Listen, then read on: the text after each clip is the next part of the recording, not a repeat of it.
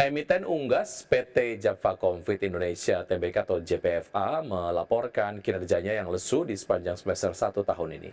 Ya, melansir laporan keuangannya, JPFA meraup laba bersih 1,23 triliun rupiah di 6 bulan pertama tahun 2025. Raihan tersebut merosot 16,42% year on year dari periode yang sama tahun lalu sejumlah 1,47 triliun rupiah.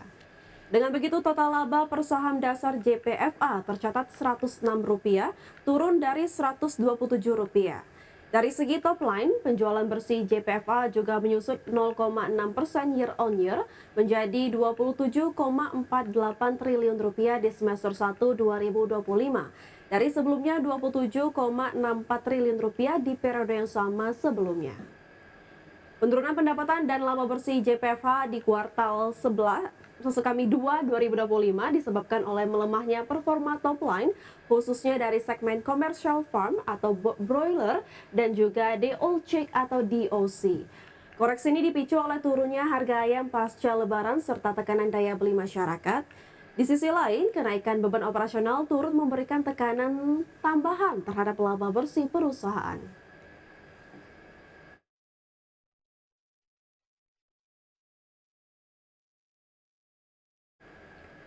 Pemirsa, PT Jasa Marga Tbk atau JSMR membukukan pendapatan Rp12,9 triliun pada semester 1 2025. Angka ini turun 1% dari periode yang sama tahun lalu yang sebesar Rp13,1 triliun. Meski begitu, segmen jalan tol masih menopang pendapatan JSMR. Segmen konstruksi yang menyumbang 27% dari total pendapatan turun tajam sebanyak 13% secara tahunan. Segmen lain yang menyumbang 3% ke pendapatan total juga turun 5% secara year on year. Namun berkat segmen jalan tol, pendapatan perseroan tak banyak terkoreksi. Pada semester 1 tahun ini pendapatan segmen ini tumbuh 5% secara tahunan dan berkontribusi sebesar 69% dari total pendapatan JSMR. Margin laba operasional naik ke 36% dan margin EBITDA naik ke 47%. Akan tetapi laba bersih JSMR turun 20,3% secara tahunan menjadi Rp1,87 triliun di semester 1 tahun 2025.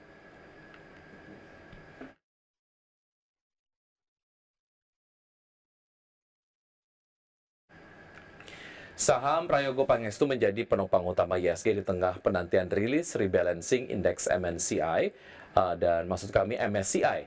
Namun IHSG terbebani pelemahan saham jumbo yang terdampak oleh profit taking.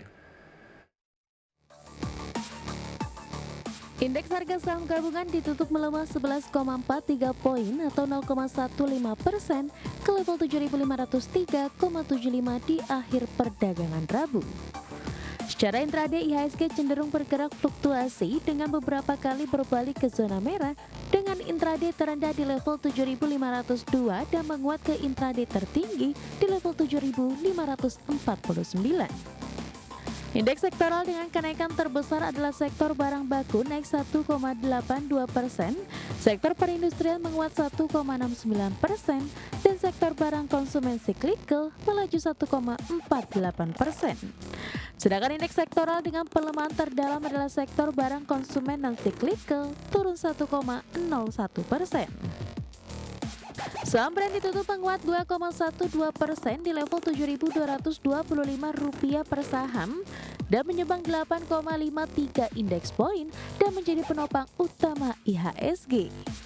Lalu saham BRMS yang melesat 11,43% di level Rp468 per saham dan berkontribusi 5,15 indeks poin ke IHSG. Adapun saham-saham perbankan Big Caps berbalik melemah usai menguat dan topang IHSG di Selasa. Saham BBCA ditutup melemah 1,48% di level Rp8.300 per saham dan menyumbang 7,14 indeks poin ke pelemahan IHSG. Saham BBRI ditutup melemah 0,80% di level Rp3.710 per saham dan membebani IHSG 4,94 indeks poin. Saham BBNI ditutup melemah 2,84% di level Rp4.100 per saham dan membebani IHSG 3,91 indeks poin, dan BMRI tutup melemah 1,05% di level Rp4.700 per saham dan beratkan IHSG di 3,5 indeks poin. Pasar modal tanah air diperkirakan masih akan dipengaruhi sentimen pertumbuhan ekonomi dan juga rebalancing Morgan Stanley Capital International edisi Agustus 2025 untuk saham-saham tanah air. Sebelumnya MSCI telah mencabut perlakuan khusus pada 3 saham konglomerat Prayogo Pangestu, PT Barito Renewable Energy Tbk, PT Petrosi Tbk, dan PT Petrindo Jaya Kreasi Tbk. Dengan demikian membuka peluang bagi saham Prayogo Pangestu untuk masuk ke dalam MSCI. Berbagai sumber, IDX Channel. Pemirsa, kembali lagi bersama kami di Market Buzz. Pemirsa, PT Kencana Energi Lestari Tbk atau KEN mengalami penurunan kinerja di semester pertama 2025. Ya, pendapatan dan laba bersih perseroan terkoreksi signifikan jika dibandingkan dengan periode yang sama tahun lalu.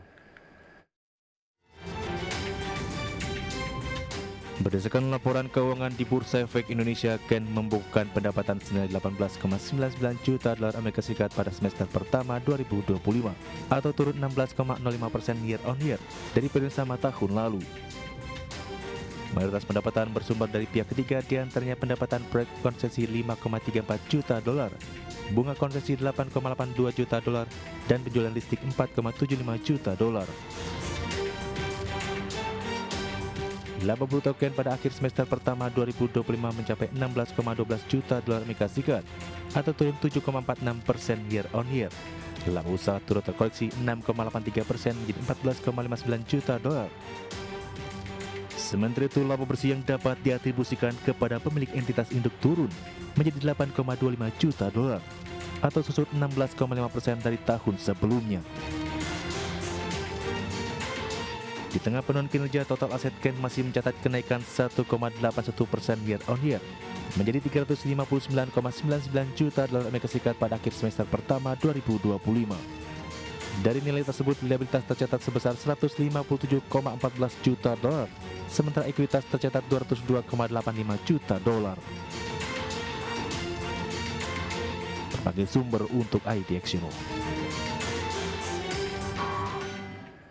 Emiten pengelola gerai kopi PT Foray Kopi Indonesia Tbk berhasil menambah 29 gerai baru sepanjang semester 1 2025 sebagai upaya ekspansi dan mendorong kinerja perusahaan. Sementara itu, dari sisi kinerja keuangan, Foray membukukan pertumbuhan pendapatan sebesar 47% year on year menjadi $662 miliar pada semester 1 tahun 2025. Pertumbuhan pendapatan tersebut diikuti kenaikan laba bersih sebesar 29% menjadi $42 miliar. Menurut manajemen perusahaan, pertumbuhan kinerja didorong oleh ekspansi gerai dan efisiensi operasional yang ditempuh perusahaan. Adapun sepanjang 2025, Foray menargetkan sebanyak 70 gerai baru dapat terbangun.